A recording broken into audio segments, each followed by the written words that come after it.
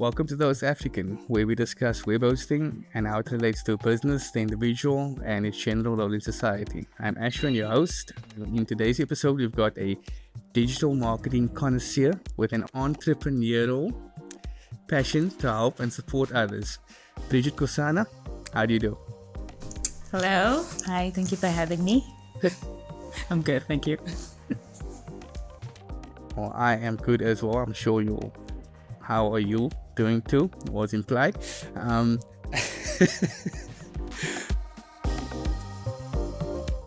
For people that may not know you, would you mind giving us a brief background of your business journey, please?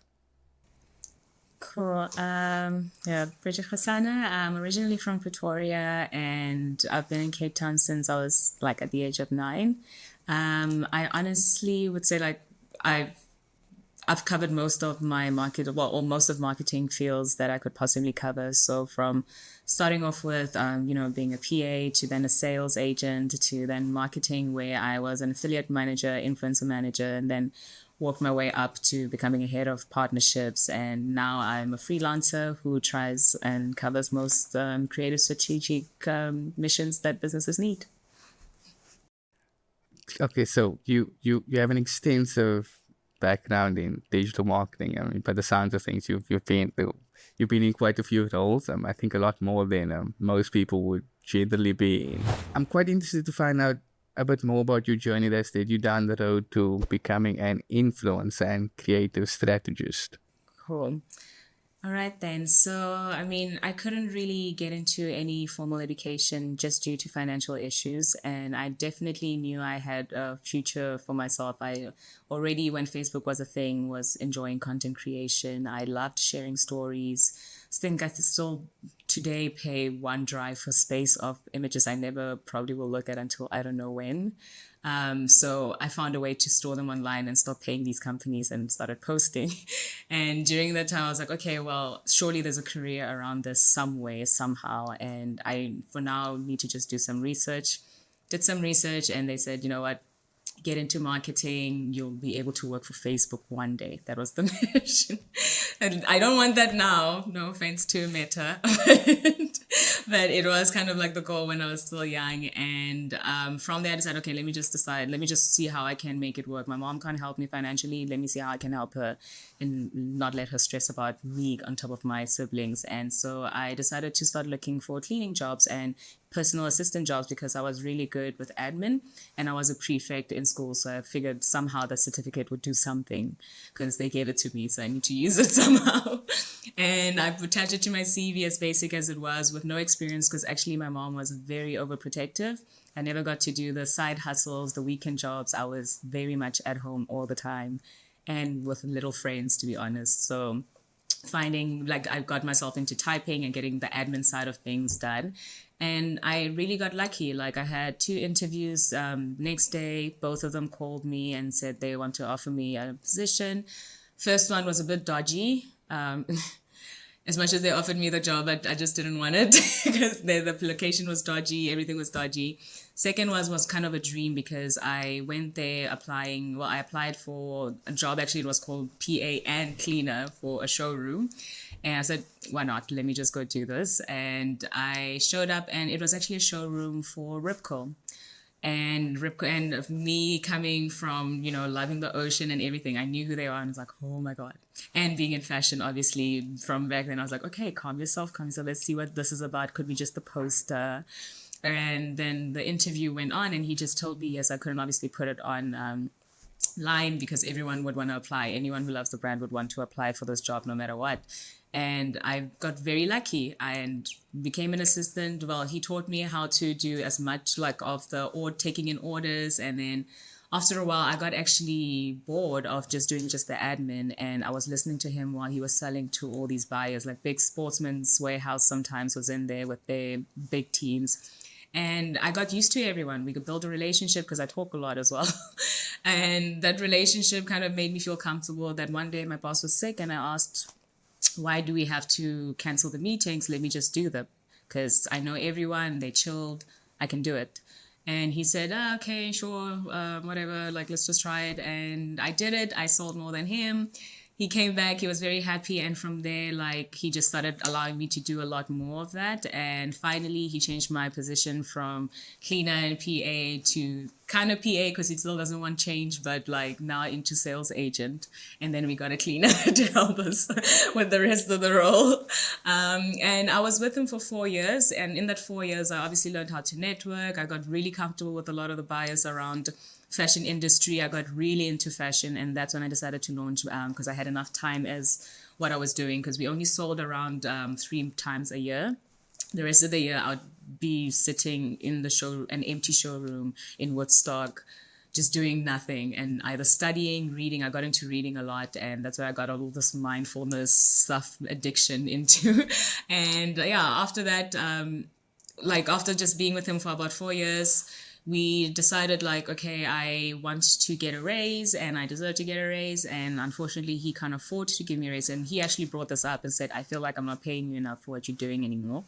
And that was true. I decided to look for something else, and I was given the opportunity by a Google Ads agency called Page One. They hired me as a PA as well, and obviously a sales background now, which helped. And they taught me digital sales. And actually, from the PA part, I ended up asking, can you teach me how to become a Google Ads specialist? And I got into that. Luckily, Google offers all these different courses for free, which was very great for me. I was just given a nice direction by specialists, like which ones to actually follow and which ones in the right order to become a Google Ads specialist, certified and everything. I did that, and my boss was super happy, put me on the website as one of the agents, because obviously now I had like my certification. And from there, I just started really getting into the nitty and gritty of putting together campaigns. And even then, I was like, still a PA, but junior sale, well, he called me junior Google Ads specialist. Some weird things happened afterwards, and I had to leave after some unfortunate things happened, and for my own safety I had to leave. And after that, because of at least having that background, I was given the opportunity by Webfluential, an influencer marketing agency, and they were looking for just someone who has sales background.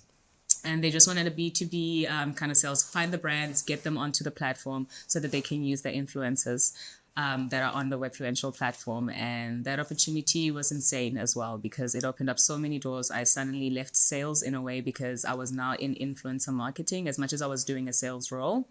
Learned a lot from there as well. And I think after about a year or so, I got headhunted by a gambling company. And as we all know, gambling companies has a lot of budget. So it wasn't very hard to jump over. And they were they were actually looking for someone who can help them start an influencer marketing agency. A department, but they already had an affiliate department. So I joined Lotto Rewards, helped them with the influencer knowledge that I knew from Webfluential. Obviously, that's why they hired me. And with that, they taught me how to become an affiliate manager. And then as an affiliate manager, I stayed there for a while, and I got super lucky because one of my favorite bosses, managers, not boss, but anyway, boss, Preson decided to move on because we were just a Lotto, this like company. He wanted to do sports books because he likes sports, he likes soccer and everything. So when he left, it actually opened up doors for me because I raised my hand and said, I'm kind of bored. Like, I'm happy, but I'm kind of bored. Can I do more than just like look for affiliates and do the influencer stuff? Can I get more involved with planning, budgeting? Can I start talking to some C-levels? Like, I really wanted, because I knew that's not where I want to be. I'm still on the social media movement, like in the background, but I'm just trying to kind of tickle my way through and see how I can just get to becoming that and being taken serious on that part. So I learned how to do budgeting, everything, like basically everything that my manager was doing. And then at the same time, this company was going through kind of some tough times. It was just before like COVID drama happened.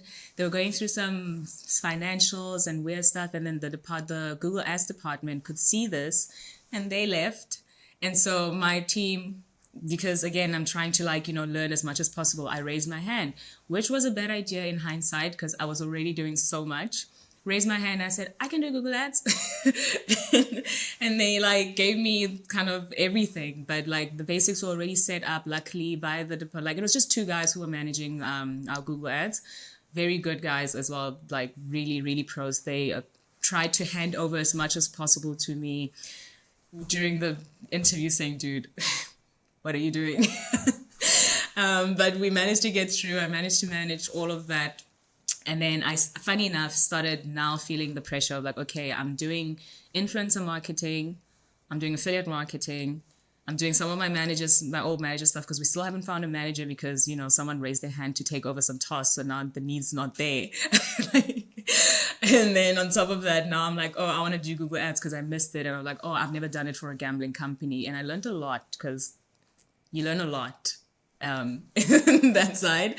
And yeah, that was a great experience as well. And from there, I got headhunted again by a company called Endorphina.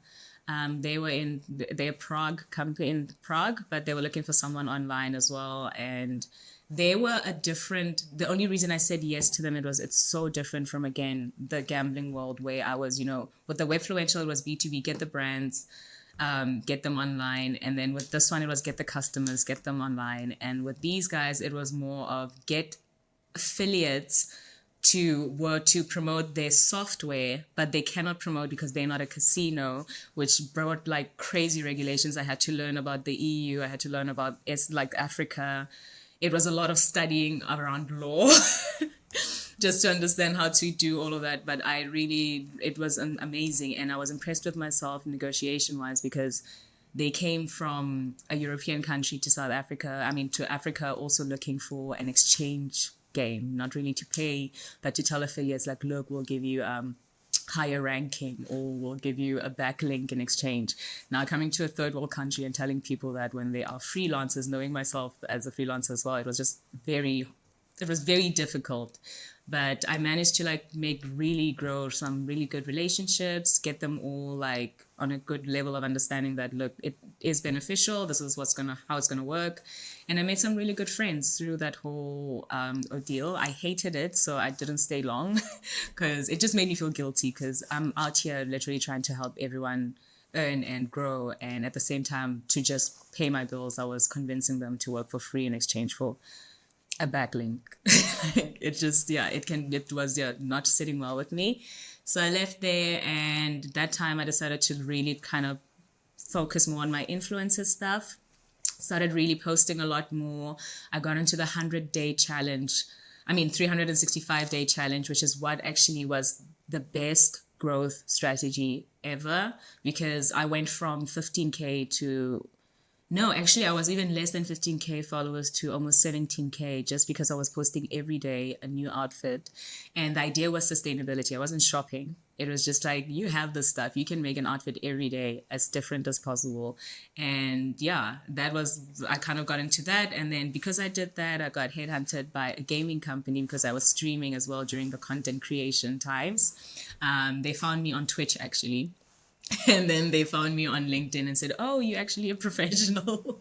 and then, yeah, I got the job as head of partnership for Skirmish, and I was with them for like 9 months. It was a startup, and it was fun. I got to train I had a team to manage, a team of 4. It ended up being a team of 4, started at 3 and 4.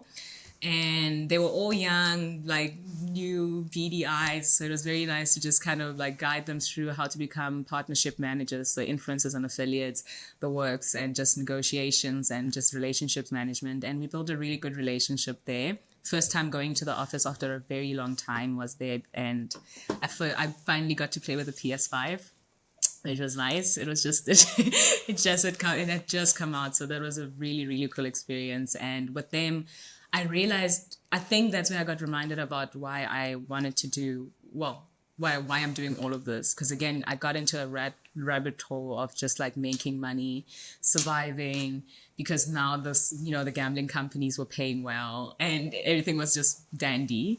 And then again, I kind of lost track of I think also because of COVID, we were just all just too locked in and everything just slowed down.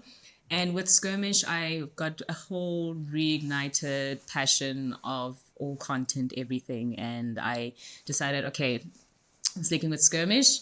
We're going to do this. I connected with a lot of gamers. I started streaming more regularly. I revived my YouTube, my Instagram. I just took content creation more seriously. I created a media kit. I started approaching PR companies as well, just actually saying, wait, I almost forgot that this is what I'm doing. And that was very nice. And unfortunately, Skirmish had to retrench a few of us because of budget issues after 9 months. And that was, I think, my point of saying, okay, I'm becoming a freelancer full time now. I think I've done enough. I've learned enough now. The next step is anyone who's going to give me an offer, maybe as a creative strategist, then I want a full time job. And since then, it's just been find clients, find local guys. And I've been offering a lot more because I'm getting paid by some international clients like once in a while. I would actually use some of that money just to offer free services to local brands that are starting out and just help them get started from, the way I started as well. And so that's so far where I am now. I wanted to dig a bit further into the influencer side of things. Like it's a career path that didn't exist like 5-8 years ago, and so like how viable would you say it is right now as a career path? Like is it something that parents should be encouraging their kids to pursue, like the same way they'd encourage them to be like a doctor or lawyer or something? Definitely not. To be honest, it's just if you enjoy creating, it shouldn't really, if this is something you want to do, if you want to be a creative, if you want to get into film, if you want to tell stories, or if you want to be a photographer, this is what the only thing you can really, if your child wants to become an influencer, that's the redirection you need to take them on. Like, yes, you can become an influencer, but that should not be the goal. Your goal should not be, I want to influence people. The goal should be like, what's my point? Why am I here? Like, yeah, that's because otherwise we're just looking at follow accounts and then we're all depressed and we're hiding our likes because it's affecting us because of that same reason. Like we care too much about like becoming influencers. Like I like when the term content creator became the popular thing. I was like, thank you, because I cannot keep going around saying I'm an influencer because I feel guilty about even saying that. Like I feel like I'm admitting to manipulation. And I know it doesn't mean that at all, because I love influencer marketing. I love the fact that it creates communities and we are not alone. Like a lot of the things we go through, especially, that's why I appreciate the internet so much. Like we go through a lot and usually we have to rely on our family and how they grew up, or the people around us and how they grew up, or how they understand the world. Once you're online, I know we have a few dark parts of, the questionable beliefs groups about reality, but still, like, there's the sense of community has been the most amazing thing because we have online thing. And my attitude has always been, at least for me with becoming an influencer or a content creator, it was like I got lucky. I'm so grateful that someone appreciates my work and they see it as something worth it, and they're willing to pay for it sometimes, or give me something for free or an experience.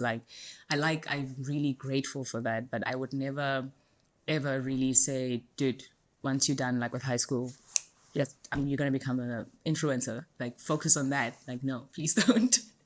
Just get a skill, get any kind of skill. Like even the editing stuff, I got into it because I used to just love photos and videos, yes, randomly and stuff, carousels, the works and everything. But geez, when Reels became a thing, I give myself goosebumps because I enjoy watching my own stuff. I'm not on Instagram like going through like everything. I even try and avoid it. Like I'll see messages and I'll keep it on there and allow like maybe my siblings to be allowed to call me through my focus mode or whatever.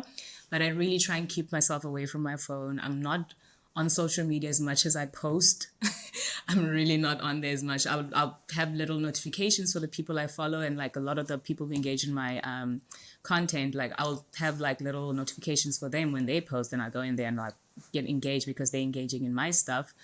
And that's to show appreciation because you took the time to look at my thing. But it wasn't because like I'm posting this and I better get 50 likes or else, I'm gonna like, I don't know, be angry. So I never do that. I never even look. Like my friend told me I reached 20K. I didn't know. I don't want to know because then suddenly I'm like, oh, what can I get with this? No. Yeah. So stick film, creative stuff, get into the creative world, meet creatives, and just have that passion that you're going online because, yeah, these social things are for social. If you're going on there to be social, you're going there to be useful, then go for it. But yeah, don't try and be famous. Pursuing being an influencer, kind of, it's it's maybe I can call it like a side effect from focusing on your why or your actual goal. I mean, you kind of, cause I mean, just like how I interpreted what you said basically is that, I mean, you kind of just did what was you know, and that that kind of I guess that kind of built a following because I'm guessing people like realize, wow, she's authentic, she's just doing what she set out to do. And I mean, that's amazing. Like, this is someone I want to learn from, or like see what I can adopt that she's doing that works, so it's it's quite interesting with your background and all the places you've been. Like, would you say, does having a portfolio help build credibility? Like, is it mostly networking, or or brands just looking at like the amount of followers? Like, what would you say it is? I would say networking has a lot to play with it. Like, I'll be honest with you, I only built my portfolio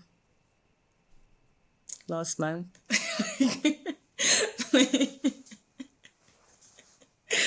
Like, I only built it last month. I used to, like, even when I approached brands, I'd approach them through my page because that's my portfolio. Like, why aren't you looking at the page? And then it's only when I took the freelancing series that I built a website and put the UGC stuff on there and show off the kind of things. And I realized it became more useful. It does, it helps. Things are less slower. Like, I approached a brand and they were much, much faster to get back to me because my website is not in par with what I'm trying to sell. So before, but the website has been around for a while. I've just always used it as practice. Like, when I wanted to learn SEO, I practiced on there, and until I saw improvement, I was like, okay, I know how to do SEO.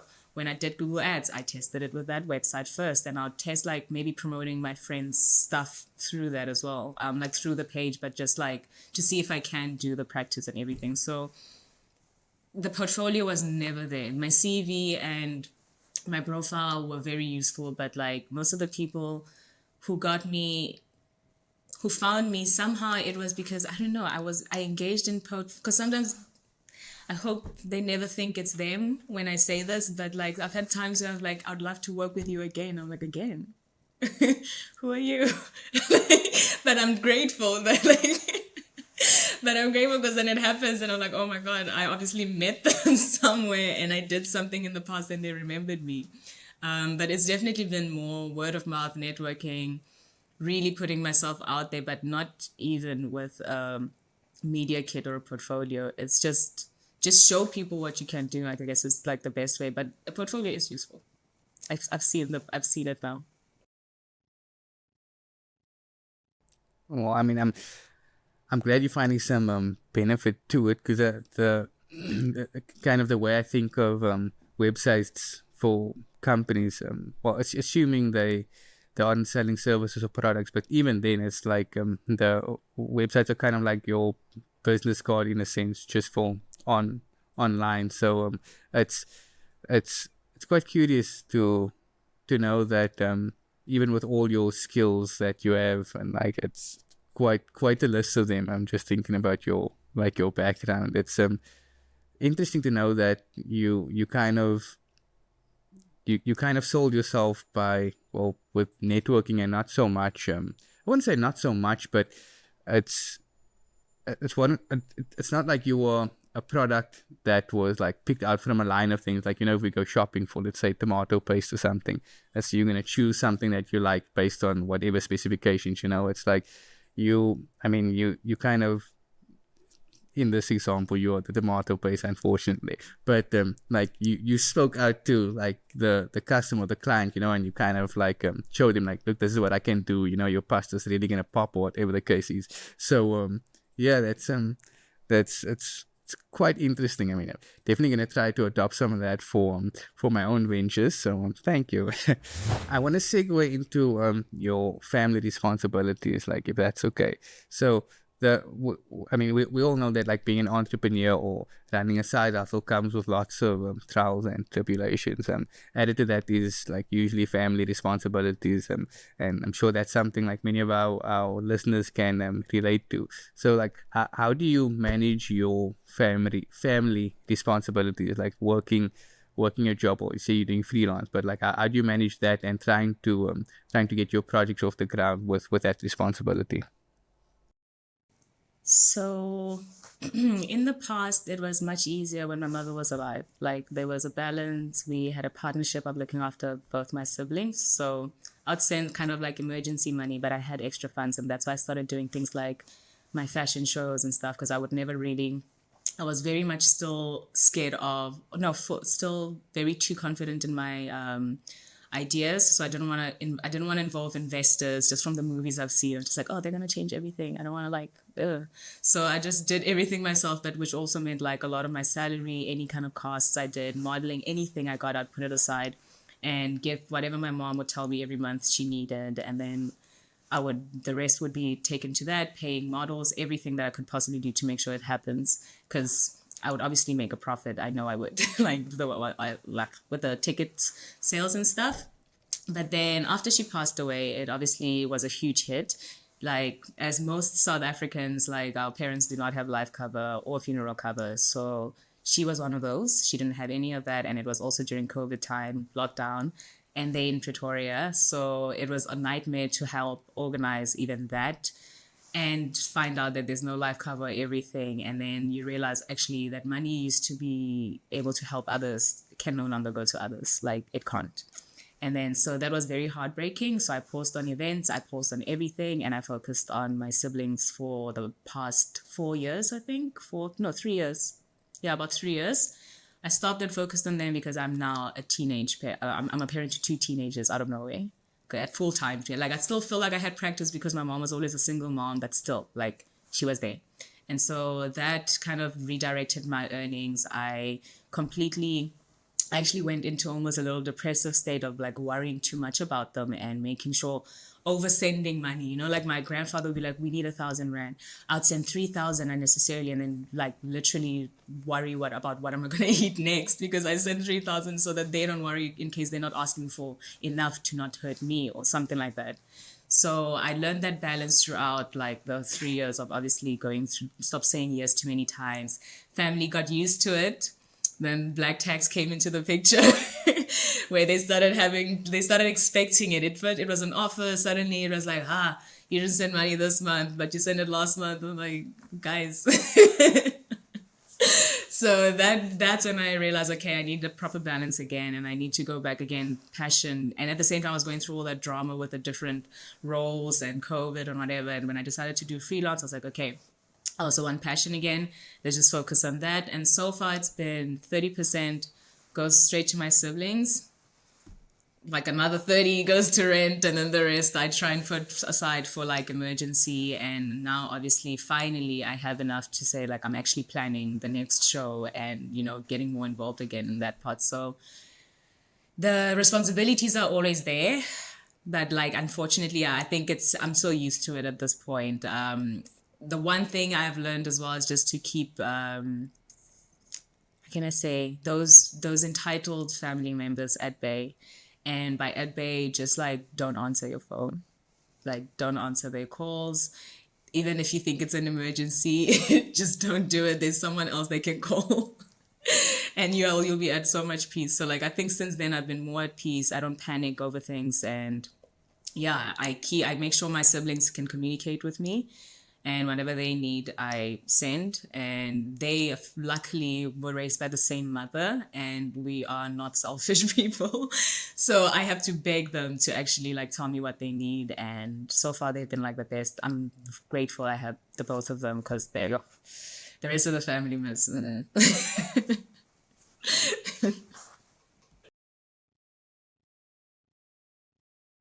Well, I think it's pretty standard. I'd say for most people, like if someone in a family, or like in a group that's like pretty close knit, if someone's doing well, or they're motivated, or they're driven, it's easy to, I'd say, jump on their bandwagon, because I mean, from the outside perspective, it looks like things are figured out, So it's in a sense, I kind of get where your family's coming from with the black tax and all of that. But I mean, um, obviously, if you're on the inside, I mean, we're all trying to survive the same way, Like like you said, like you got a bit lucky, and obviously you worked really hard as well. And I don't think you didn't give yourself credit for that, but I think you should. But I mean, we're all trying to survive the same way, so maybe a bit harsh of them to kind of expect it, but I think still good of you to kind of like send through what you can, like two questions I have on that is like, first, what advice do you have for people trying to juggle family responsibilities and work? And second is like, do you think it would be different if your siblings were staying with you? I definitely think so. They would be, I think I'd be more stable, like without stable as in like not stressing, if they were with me for sure. But the sad part that I had to make a decision as well on was that that's a huge sacrifice. Like I'm already sacrificing a lot. I took over, like I don't even call it a sacrifice, but it is a sacrifice. I took over like when I was 25. So already now to invite them over and like really take them full time, I decided to take full advantage of the services my family can give me while I pay my taxes. And it's for them to look after them as much as possible. But that balance obviously is very, it's almost like self-harm even with that decision. It's like I'm choosing to be there for myself and to still have my youth for a bit, because at the end of the day, these are not my kids, and I really was a good child. Like to not even like I was avoiding boys, everything. So allowed to be in this kind of situation, it's very discouraging in a way, because you're like, I did everything right, but yet I got two teenagers. So but I can't be like angry also, because like my mom's passed away, like it's unfair. I'm still alive. So with that, yeah, it's sad. I miss them a lot, because now they're in Pretoria and it's like 2K just to see them every time. So I see them like every second year maybe, because I'd rather send money home because flights are too expensive and you can't be on a bus, because that's 24 hours lost where I could be working, honestly. So there's always that part. But because now they're there, it's so hard to balance that relationship with like work and family, and getting people to respect your time because you're not there. So like I get calls all the time from my aunts and uncles, whatever, whenever there's a fight, the tiniest thing, or they couldn't get my brother to like come home at 9 p.m. instead of 10 p.m. They'll call me, then like I told you I'm working, and like so there's never like a huge, the balance is not the best thing is literally just to not answer, especially when you're not in the mood. Like you don't want to tell people you don't owe anyone anything, because we really do owe the world a lot in a way, when especially those who are going through a lot. I feel like we do have, it is our responsibility to say, I'm not going to drink this beer because there's a person right in front of me who needs food. Not to say we shouldn't have fun. Like, we can still enjoy our food. I'm just saying there's some responsibility that's still needed. So, but still, you can just block them out until you're ready to deal with it, until your problems are solved, because your problems are important too. Like, what's the point of you also being mentally unstable with everyone else, and who's gonna make the money then? so, so yeah, I think it's hard. I think that's why I'm like, it's a double-edged sword. Like sending them there forces this whole demand of family support, and people, if they were with me, no one would be asking me, because no one would really have a leverage of why I owe them anything. But because they have my siblings, it's like, we see you drinking your wine. Because also I post a lot, and honestly that's the one thing I said had to get over, is that I post about my experiences, but it's not like I'm spending like crazy amounts of money. It's like, and it's also like, I worked really hard for this. I can't just be working and sending money home while like I'm looking at Cape Town all sunny and knowing like, there's a Judd local down the road. I can get a nice fresh beer while the sun hits my face for a few minutes. Like I still want to do that. So yeah, it's for now I just ignore it because they see me having fun. But yeah.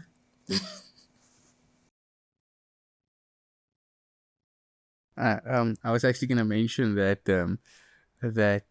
they probably watching your socials quite keenly, and because you post often, so that it's I imagine it's easy for them to draw like whatever kind of assumptions based on like whatever lifestyle they think you're living. But I mean, yeah, I guess again, like we're all trying to survive or make our way like out here in the world. So, but do do you feel like your responsibilities to your siblings make you more resilient as a business person, or do you think it's just two completely separate things? I think they had a role to play for sure. Like I want to give them a good life. I really want to give them a great life, and I feel like with everything that I've gone through, whether it's emotional or something that was like felt unfair or anything, I still take the punch because at the end of the day, I'm gonna get what I need, and my siblings are gonna have a better future, even if the future is like just for tomorrow. So they've definitely, yeah, I've caught myself a few times saying, "This is for my siblings. This is for my siblings. Calm down. This is for my siblings." I definitely, so yeah, they definitely, I would say the biggest. The only reason I also will probably not go skydiving for a while again. That's the same thing. It's like any risky things that I could do, I don't do anymore since my mom's passed away. And I think it's definitely because of them. I want to make sure that they're completely secure to a point where I'm like, okay, even my life insurance has got them, but there's going to be an extra other million coming from somewhere else because I had a business or I had this, and they're going to be sorted for a while until that happens. And yeah, so yeah, they're definitely what makes me stronger. Yeah. I, I like that they form part of your why. I think it's I mean it's quite noble in I'd say that your the way you're operating like in terms of reaching your goals, it's not all just you know, it's like you thinking about others around you, and I think that's I mean, like you said, it's kind of our responsibility, because I mean I wouldn't say it's easy to take care of yourself. I mean, it's there's still some work that you have to put in, but I mean, we in a civilized society, you know, and like we all kind of build on each other's successes and failures to bring like ourselves up. So I think it's very admirable, like the way you're going about things. Um, uh, No, just say thank you. in your bio you mentioned that you don't have any formal education in marketing, and I mean obviously went over that in your background as well, but you're still kind of able to pursue like business ventures and achieve like your level of success. So should people like not pursue a career in marketing because they don't have a formal education? Like what are your thoughts on that? I definitely think you should just get started. Like, there's so many tools online, and by formal education, it really, I mean, in the formals of old school formal, like going to varsity, getting that degree, or masters as everyone wants, like those things, that's formal. But like, there's short courses, there's free education. Like, I did the Google Ads things for free. I just had some guidance on like which ones to focus on first, but at the end of the day, you have to do them all. So you don't really need the step by step. It's just because I was on a deadline basically.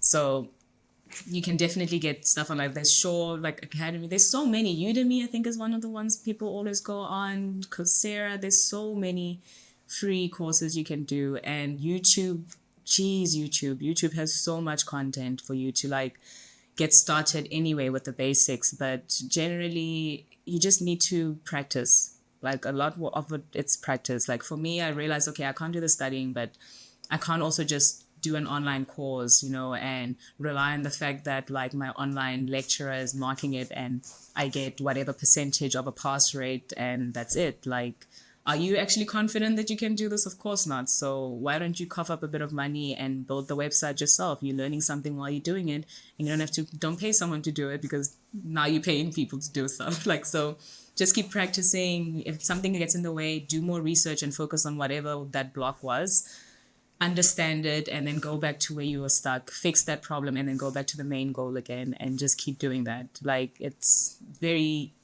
don't want to say it's easy, but it is. It really is. If you really put yourself, I've procrastinated so many times.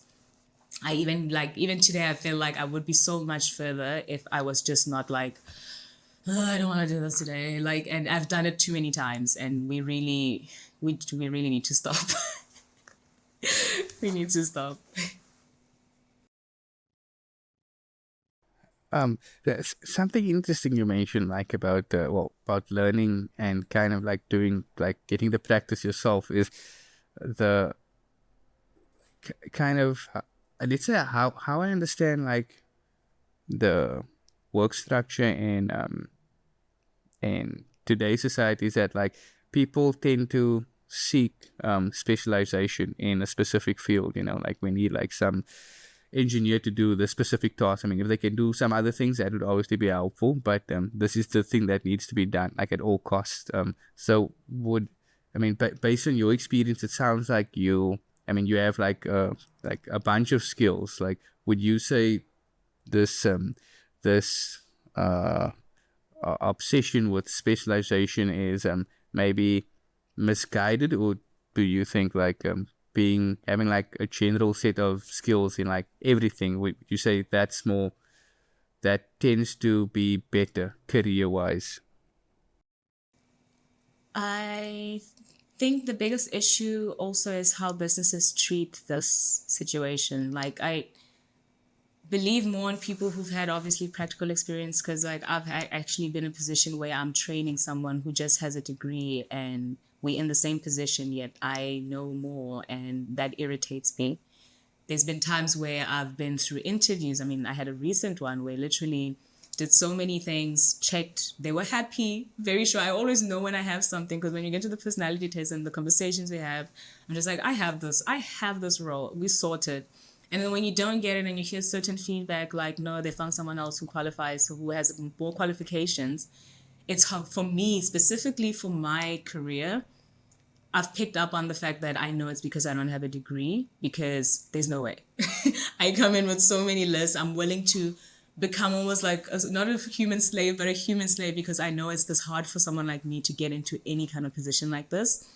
So I offer a lot, and it's just that gets to the point where you're like, you found someone and you're gonna regret it because you just followed to the fact that they have a degree or whatever, or master's or anything. So it sucks, but the world still takes that serious. Like South Africa, you can still get away with it. You can still get away with it with a few, like, but the rest, if you really like, if I want to go overseas one day and I want to move over, I've tried. I've even like looked at how to do it, like just do a little migration. A lot of the jobs I wanted to get into that I had a passion for, or wanted a degree or something, even though I came with such a huge background.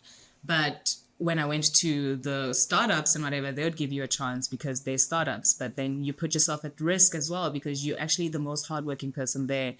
But it's a startup and they come with their own problems, and it's never really fun. Like, it's really never really fun when you're like not the owner of the startup. So like, yeah, I don't want to if you can get it, unfortunately, please do, because the world still takes it way too serious, and it's still, in a way, I don't even think it's unfair. I just think it's so irritatingly ignorant, like, that I'm just accepted it now. And I'm just going to work 10 times harder to make sure that, yeah, you're seen. But at the same time, I beg for the industries to slowly just move away from something like that. It's just, not to say things are not practical, but there's so much theory involved compared to just actually people's experiences. And that needs to be more appreciated than a degree. I have a diploma qualification, but I think I tend to lean towards your rationale on this, because the way I kind of see it is that as long as the person can get the job done, which is the most important thing in my opinion, like that's kind of the candidate you want to consider. You've been involved in business ventures that support entrepreneurs, and like you mentioned, LBK fashion show and also that Remedy market. Can you tell us a bit more about these ventures and how they are supporting entrepreneurs? Awesome. So LBK Fashion Show has been like my first ever business venture. Um, and that one, it started off as a fashion show, which is now obviously still called What LBK Thinks, which covers more than just that now. But in the beginning, it was just fashion shows because that's what I was into. It was what I understood. And so I started hosting, literally finding the venues, paying for venues, and finding models. That's where it started first. Finding models, training them from how to walk, how to like actually have a social media presence, because that's where the portfolios are going to be. Introducing them to agencies, and sometimes I'd invite agencies to these fashion shows so that they can find these models. And same thing would happen when it comes to photographers. I would invite people who needed photographers, event managers, my own competitors. I would invite to these events and introduce them to the photographers who were there, because it really wasn't about, yeah, I just always think like the networking thing helps. Like we shouldn't be in competition. We can all work together somehow. But yeah, that same thing with photographers, videographers, fashion designers was my biggest mission though, was that I wanted to put them online. I wanted to put them into stores. And so the mission with them was everyone in the event definitely benefits from something. But the biggest mission was that after every fashion show, we make sure the outfits are either on social media posts or on websites. Those who have stock and are more established, I would actually get them into storefronts because I had connections through me being sales assistant as for Ripco and all the different buyers that I had met in the past. And so would speak to them, tell them this is like, a small brand, and we'd actually get them into little groups. Like we had a really, really cool collaboration recently with Rainbow, which is like a is it? Well, they've changed their name so many times, but it's I think now it's still called Rainbow, but it's in Camps Bay. It's a surfing company, and I managed to get some proper African prints in like a surf shop, and it was by a designer who you'd usually find at St. George's Mall or something. So those kind of things, it's like, and it was because I showed them the videos. I'm like, we made sales at the fashion show literally instantly. So imagine if it was in your store. So those kind of relationships. And once they're done, I leave. Like the funniest thing is a lot of people have told me I need to try and monetize that, but it's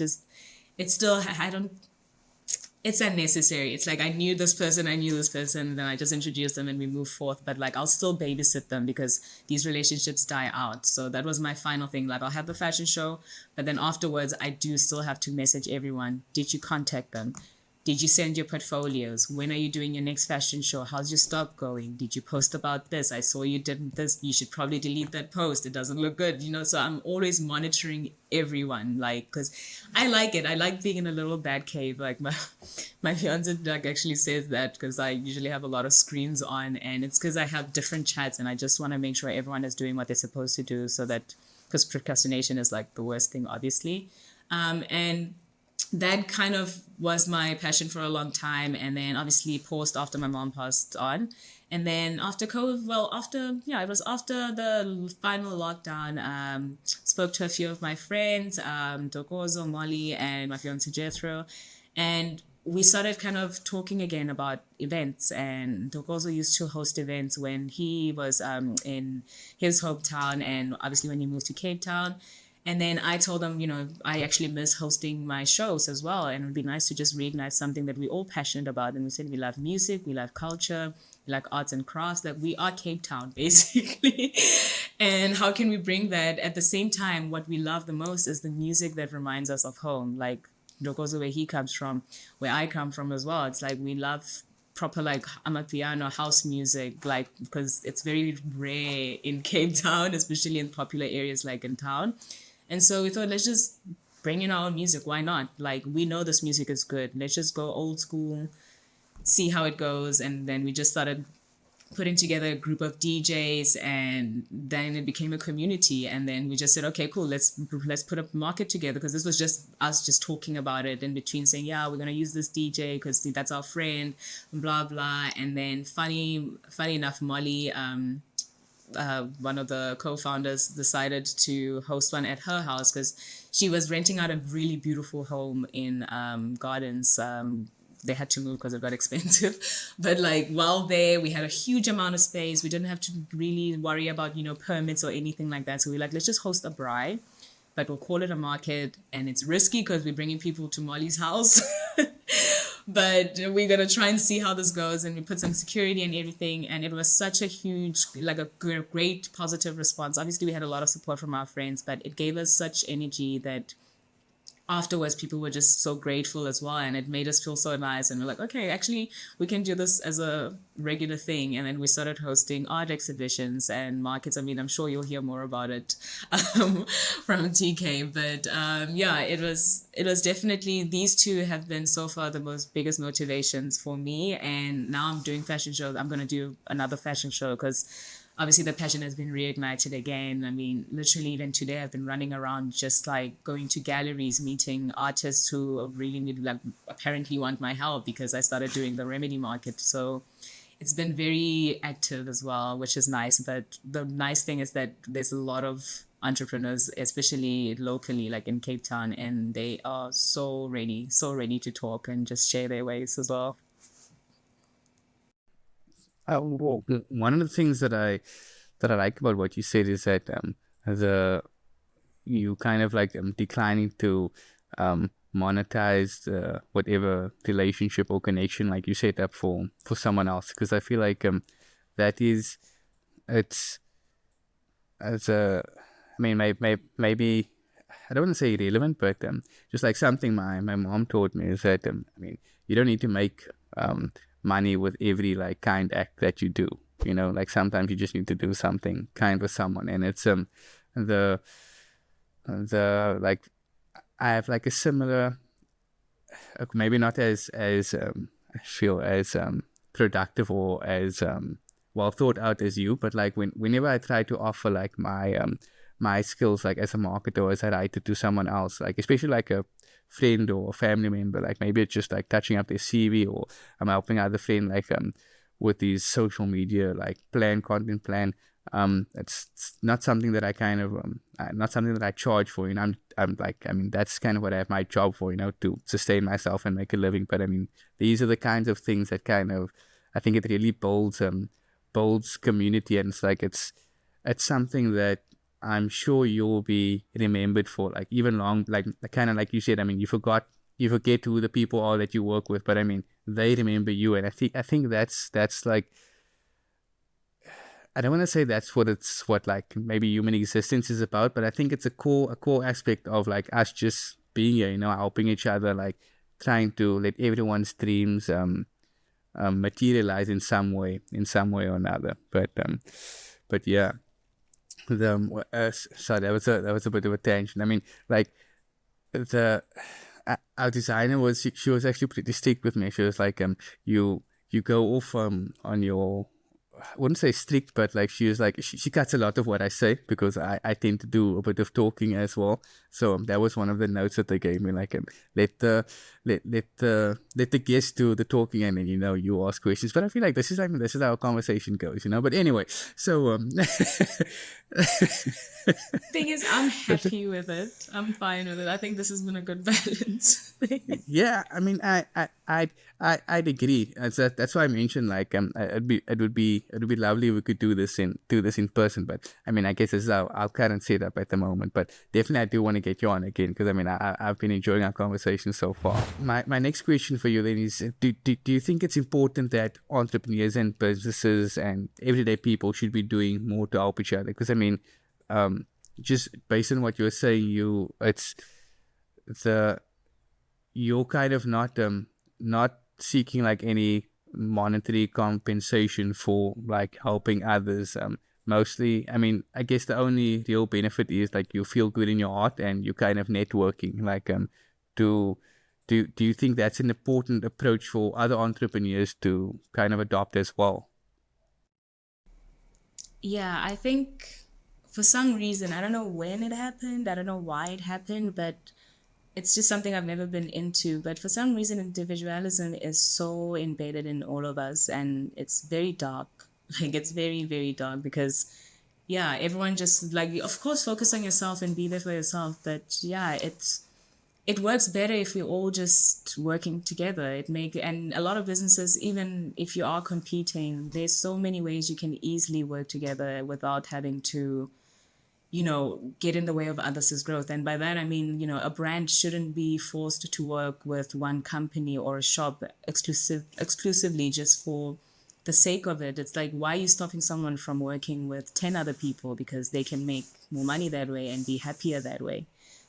So yeah, I don't even know how to explain it, but I definitely find it so, so, so sad that we don't help each other as much anymore. I mean, geez, the one person who helps us a lot is like, I'm sorry to get into politics. I'm not even I don't get into politics at all, but like our mayor, like Cape Town mayor, has been making me get into politics because that is a selfless person. Like, and I know he's doing it as a campaign thing, but I've never seen such passion in a long time on just helping people and being so fast and efficient about doing it. Like, so in general, we can definitely help each other. Like, Okay.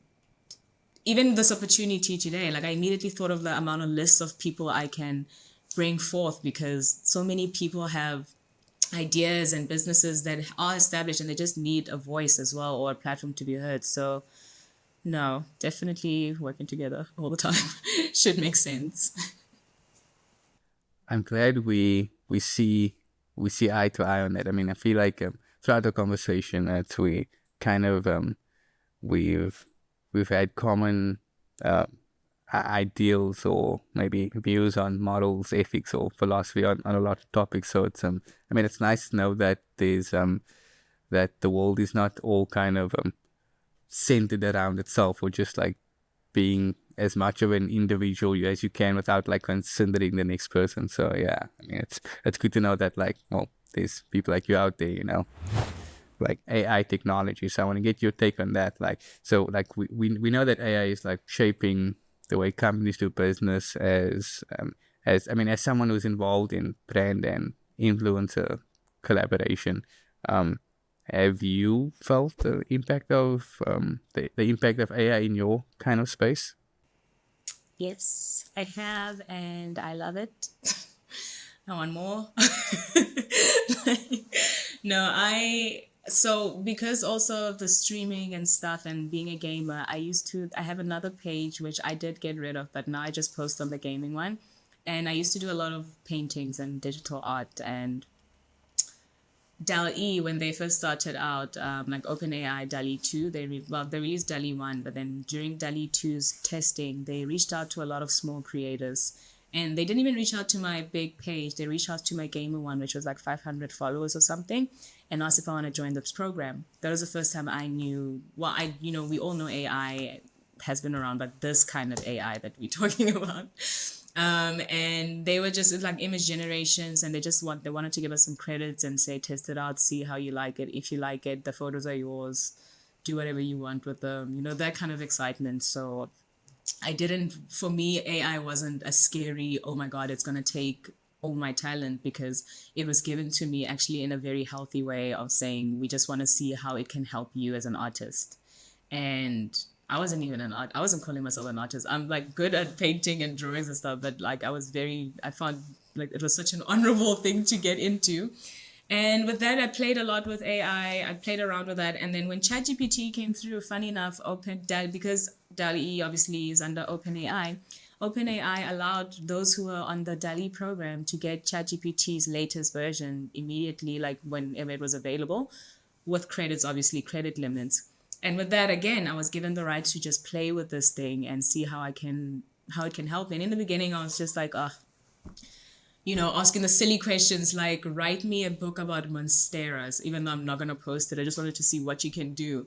And like, I'll read through it and I'll like, oh, make it funny. Actually replace the monstera names with South African Sotho names. And then I'll give it like a list of names and then it'd come up with this most crazy thing ever. And I found that so impressive. I was like, I wonder if I can just like ask it to just do a few like basic tasks. And then it got into it. And I realized like, I've been doing this all on my own for so long.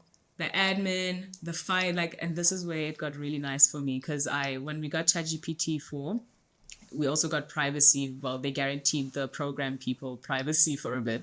And so I would throw in some financial calculations in there, obviously like changing names here and there. And I didn't have time to do those kind of things. I'd always have to set a time aside. I'd only have like one day of freedom to do anything that's more leisurely, because I had to do like calculations for like 5 clients and then figure out why Meta's not reporting the right way through like a third-party reporting thing. Like there was just so much to do for just one brand. And that's why, again, companies have so many people to work with. And these 2 things, and obviously after trying the video ones, which didn't work, and Canva also having its own AI, these 3 AI tools have been the best thing. It's made my life so much easier. I'm so grateful for all of them, and it's literally using it for the basic things. So I'm still like, because I like creating and stuff, the creativity part is still there. But when I'm actually, let's say, busy and I need to come up with, like, I had a client where it was about disposing for Google Ads. I had to come up with copies for disposing of used hospital needles. They get them from the hospital, they have to dispose of them. But it's a specific niche. Where am I going to even start? How do I even get on this? So outlining it already, I was like, look, this is the company. This is what I need to do. This is what I usually do. And I don't know where to get started. And ChatGPT will like, sounds like a great project. Why don't you start here?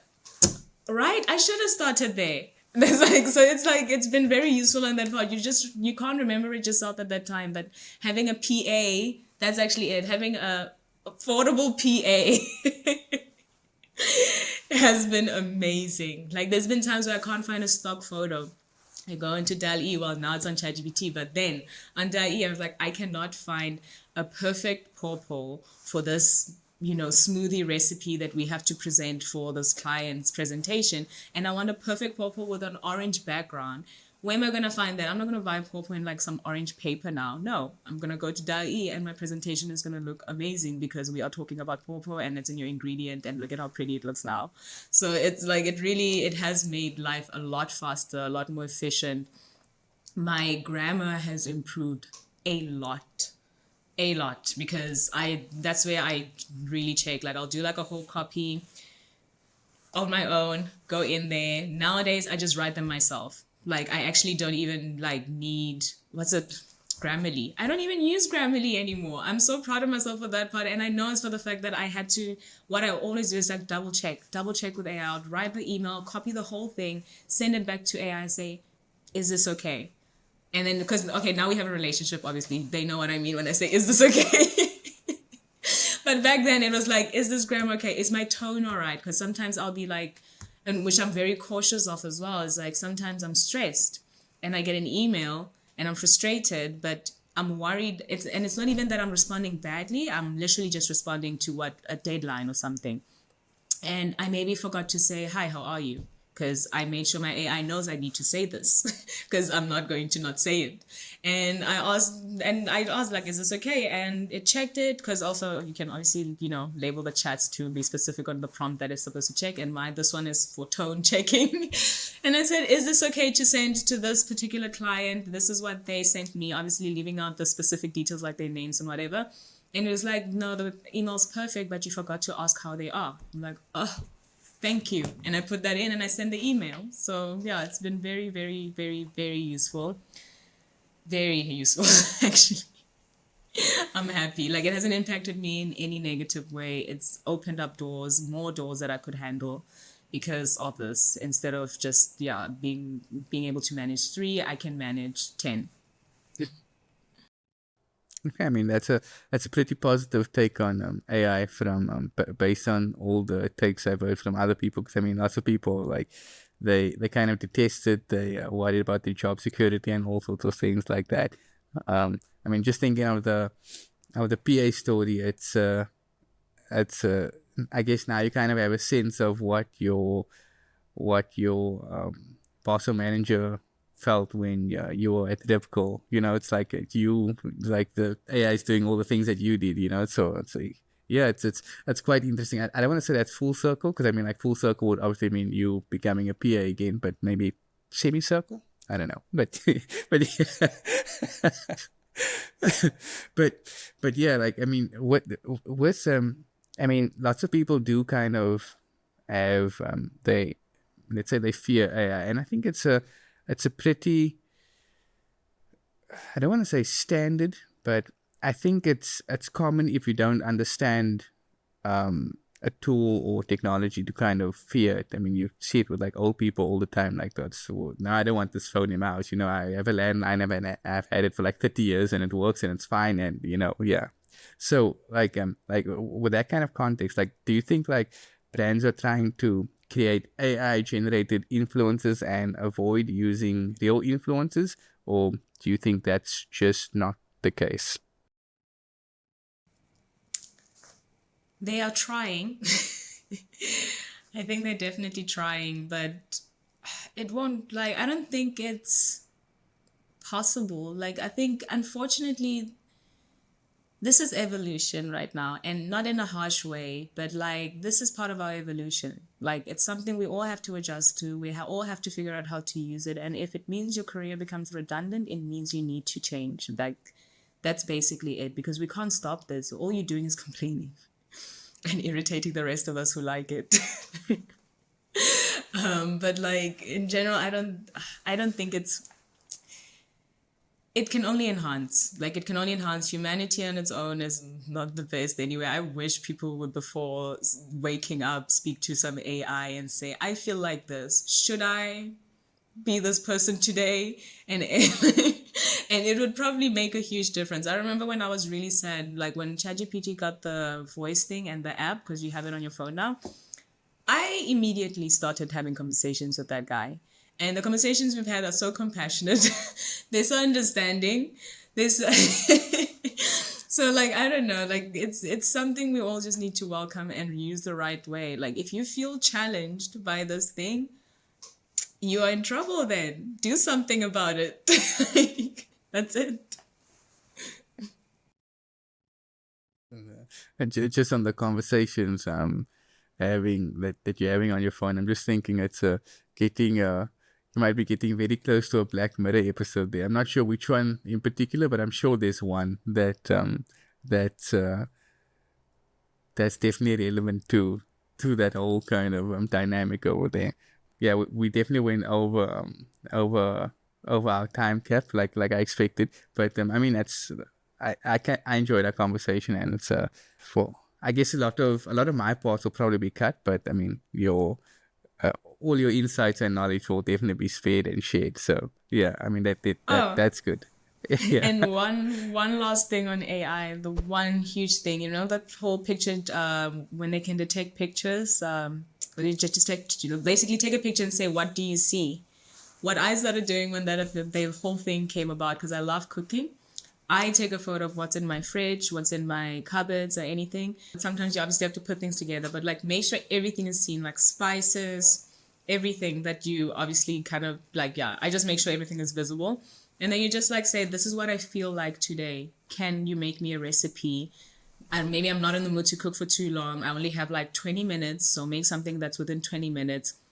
And if you want to be more specific and make sure I get this amount of nutrition or whatever, because, you know, I didn't eat last night or something like that, it'll literally give it to you in what it gives it to you. You have a personal, I mean, okay, not personal chef, but it's a build your own food kind of situation. And it's just from AI, just a quick one. So I've been doing a lot of that as well. Also, like when you're baking and you just don't have that right amount, go to AI and say, like, this is the measurement, but this is, I only have like half of it, or I only have a quarter of it.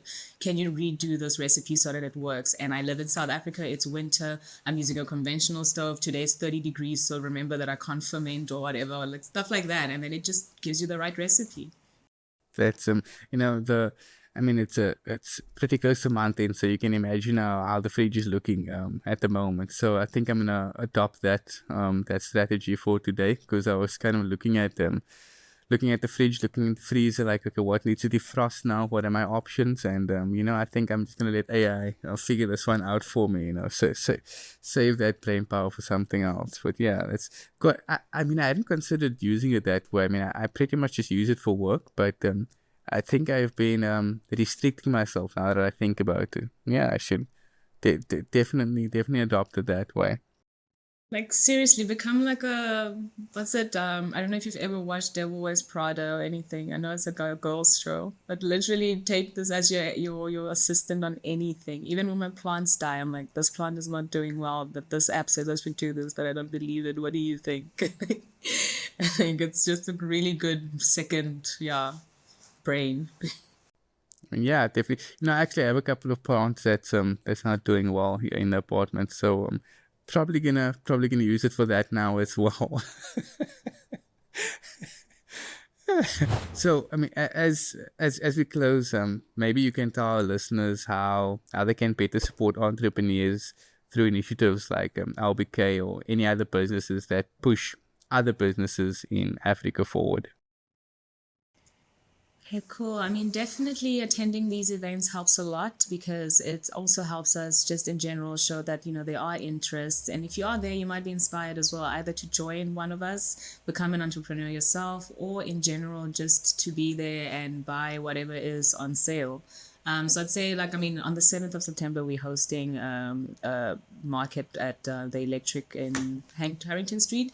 And Harrington Street actually has a big event happening in that area that same day. So I'm pretty sure everyone is going to be in Woodstock, not Woodstock, but like middle of town, Woodstock area. But yeah, attending, showing some engagement and love on social media means more people get to see us. So obviously, like the Remedy ZA and what LBK thinks, those are the two handles. But yeah, we just want you to DM us. If you have an idea, DM. If you need guidance, send the message to me as well. And like, let's see how I can help. But ideally, just share, talk about it, show up.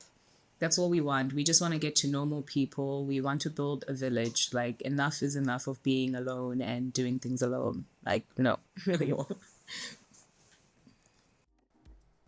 I mean, basically summing up or bringing it around to your why again, and I just think that's fantastic. I mean, it's been fantastic getting to know you, what you do, your story, like background, what you care about, the things that drives you. It's really a really enjoyable conversation. For your hosting needs, feel free to check out our websites. We're also on Facebook and LinkedIn if you're into that kind of thing. You can also get Bridget and her business online. Her portfolio is ready to be viewed now. If you got that in the middle of the podcast somewhere, she said. Our socials we'll have that in the show notes. So feel free to reach out to us if you have any questions or you have any topics that you want us to cover in our next episode. Thanks for listening to the Host African. Goodbye.